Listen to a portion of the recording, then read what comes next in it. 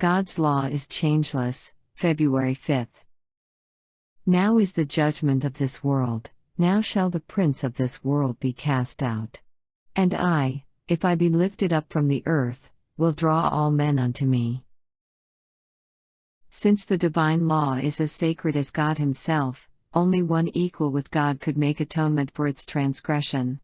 None but Christ could redeem fallen man from the curse of the law, and bring him again into harmony with heaven. Christ would take upon Himself the guilt and shame of sin so offensive to a holy God that it must separate the Father and His Son. Christ would reach to the depths of misery to rescue the ruined race. The plan of redemption had a yet broader and deeper purpose than the salvation of man. It was not for this alone that Christ came to the earth. It was not merely that the inhabitants of this little world might regard the law of God as it should be regarded, but it was to vindicate the character of God before the universe.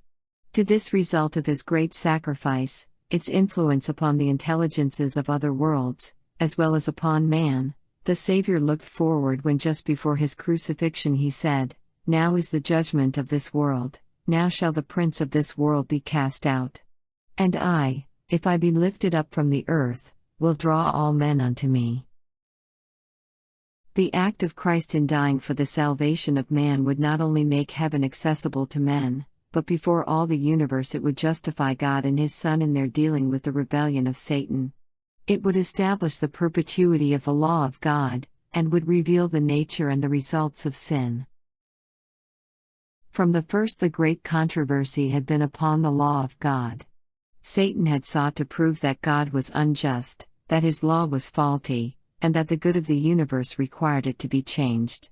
In attacking the law he aimed to overthrow the authority of its author.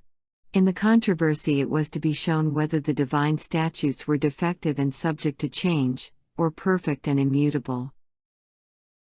Heaven marked the insult and mockery that he received, and knew that it was at Satan's instigation. They watched the battle between light and darkness as it waxed stronger.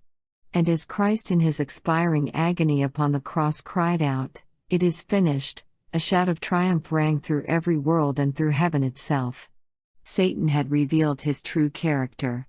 The very fact that Christ bore the penalty of man's transgression is a mighty argument to all created intelligences that the law is changeless, that God is righteous, merciful, and self-denying, and that infinite justice and mercy unite in the administration of His government.